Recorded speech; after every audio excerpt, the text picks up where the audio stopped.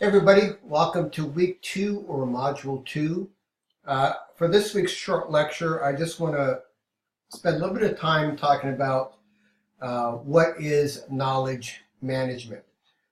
So far you've had an overview of the different types of knowledge, and we've talked about tacit and explicit knowledge that an organization can possess.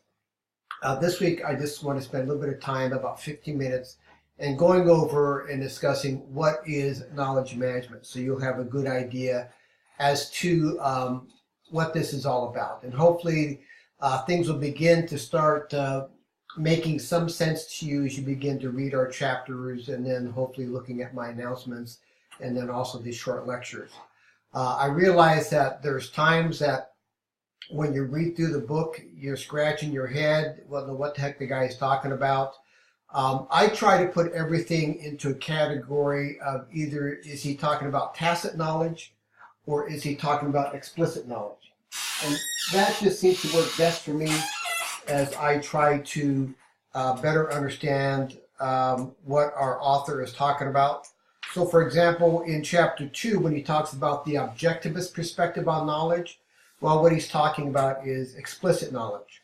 And as you begin to read this week in chapter 3, he's going to talk about the practice-based perspective on knowledge.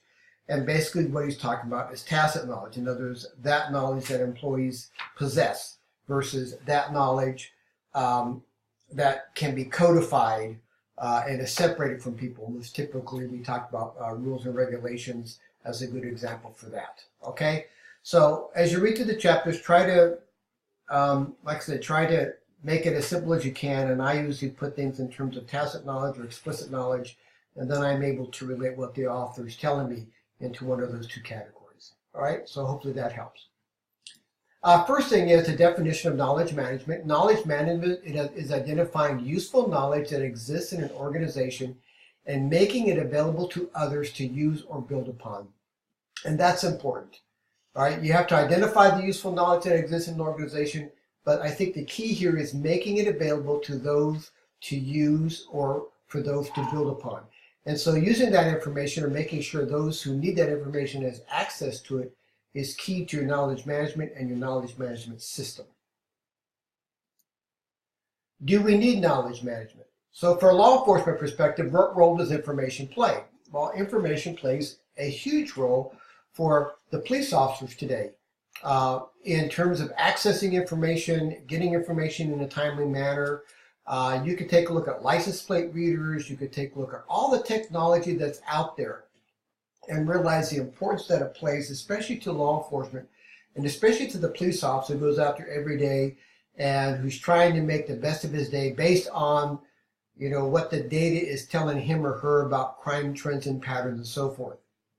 What type of data is collected and available to law enforcement professionals? Well, those of you in the field, you know that there's an array of information available to you, whether it's information about a wanted person, or whether it's information about previous calls for services, or whether it's information about whether or not a guy's on parole or part of Cal gangs. All that information, all that data is collected and should be available to the law enforcement professionals. There's no sense in collecting data if we cannot use that data, and those who need that data can access it and use it as a means to better their current job or whatever their field activity might be. Nowadays, we're moving more towards the idea of predictive policing, and predictive policing is basically using algorithms to help you better predict when and where certain offenses might occur, and in part it's based on the data that your department collects. So I offered you a couple of news articles on predictive policing and the pros and cons associated with that, and the ethical dilemma that people say exists in the use of predictive policing, and that really predictive policing is some form of bias policing. But take a look at that, but understand that we're using technology today as a means to help police anticipate crime. Where is crime likely to occur? And then as an organization, you can begin to devote considerable number of your resources to that particular problem area, or maybe it's involving an individual who's maybe some type of serial burglar or something to that effect. All right. CompStat has also been used. CompStat has been around for a while. It was the brainchild of Bill Bratton, where it's using computers and statistics to help you identify identify crime patterns and trends more quickly, so you're able to address the problem as it's arising, not a week or two later. And then like I said, I did post a couple of news articles in Blackboard Announcement 2 weeks, so take a look at that, because I think it ties into how in the future we can use this information, whether it's algorithms or other type of knowledge-based systems, to make our job, when I say our job, law enforcement's job, more effective and efficient. And then, of course, the ethical dilemmas that go along with that. A good example of all this idea of predictive policing and knowledge management is a Minority Report, and that's a movie you're going to be watching a little bit later. And basically, it's using futuristic methods, rather off the wall, but nonetheless, futuristic methods to arrest people for thinking about doing a crime. Okay, so I don't want to go into the whole thing, but some of you may have seen it. It's a relatively old movie in terms of movies go, with the idea being that the reality is that we're using this type of predictive policing to arrest people for things that they haven't done. So, anyhow, you can take a look at that, and it focuses on some of the ethical dilemmas that might be associated with that specific type of technology. Misconceptions about knowledge management. Knowledge management, first of all, is not new. As individuals, throughout our lives, we've been building on knowledge learned throughout our life. As nations, for example, and as a world community, we turn to history books for knowledge about the past, so we don't keep repeating same mistakes over and over. And we evaluate things so we don't have to reinvent the wheel or reinvent programs. And when we've gathered knowledge, we begin to manage it, sometimes unconsciously, sometimes quite deliberately, to make the best use of what we know and to identify what we don't know. So we've used knowledge management since we have been young, and using that information. So it's not a new concept, and I think that's important to know. Knowledge management is not dependent on a software system. Even in work environments where technology informs and powers almost everything, knowledge management is not dependent on a software system. Software can make it easier to manage knowledge, but it's not a prerequisite for starting to think of ways to capture and build on the expertise in an organization. And sometimes that expertise begins with our employees and what our employees know.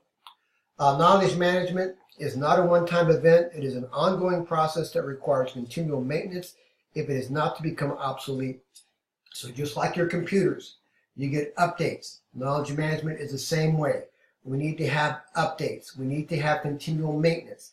We need to make sure that the information that we are seeking is that information that we can get in a timely manner. All right, so again, it's not a one-time event. And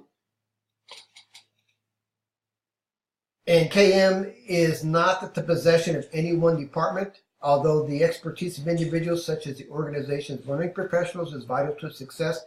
The entire project of creating a KM system is best served by the cross-departmental team and maintenance system in an organization-wide responsibility. And so when you're looking at an organization-wide responsibility, I think we need to look beyond just a police department. You need to look at your colleagues at City Hall.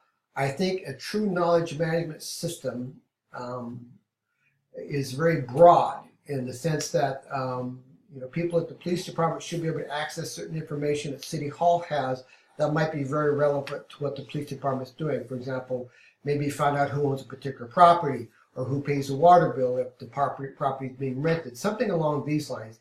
But it needs to be a more coordinated approach to your knowledge management system.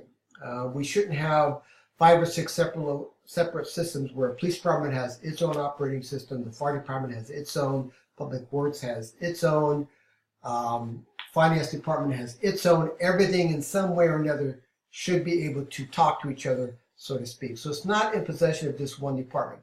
And cities and counties, hopefully, and most of them I believe now do have, you have your IT departments, and that is the group of men and women who work with all the agencies within a particular government, whether it's local or county or state, and try to coordinate and evaluate those type of systems that each requires and or needs. Sharing of knowledge. Is there a need to share information? Absolutely. What type of information does a police officer need? So think about it. What type of information does a police officer need before he or she goes on a patrol? Obviously, they need to have some information what's been going on the last 24 hours, maybe specific locations, maybe specific individuals. How does he or she get that information? All right, it's critical that police officers are well informed before they go out in the field. Same way as investigators, it's critical to know what's been going on the last 24 hours, the last week, whatever it is, because maybe a crime that you're investigating is very similar to a crime that another investigator is looking into. So all that information is important. And then the other thing is, how might we access this information? What is the source of this information? Oftentimes it's a police department's information management system, crime analysis, whatever the case may be. But I think it's key to understand is, how do we get this information to those who need it, all right? And determine what information that is needed by each of the different types of employee that comprise a police department. And some of that can be quite complicated as you try to evaluate on a limited budget what information you need to capture and how that information is going to be used by your agency. Sharing knowledge. Essential that information is available to those who need it. Is information within the law enforcement community shared freely? For example, does state agencies share with federal? Does federal share with local?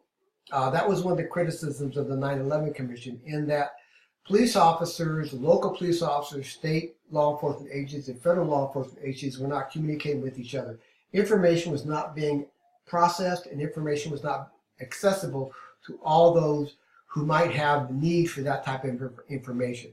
So it's critical that as we evaluate this idea of knowledge, we determine the level that needs to take place so that agencies can share information that will hopefully help other agencies solve crimes or prevent crimes from occurring.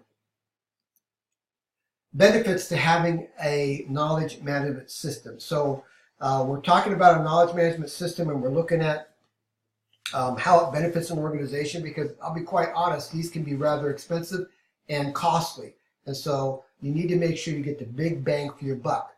So streamline operations and reduce costs results from eliminating redundant processes. That's a benefit. Reduce response time, improve customer service and satisfaction. The sooner you can process information, the sooner you can get those who need that information. And in terms of policing, the sooner you can dispatch an officer to a particular type of call based on how your agency has your calls prioritized. That's going to be beneficial.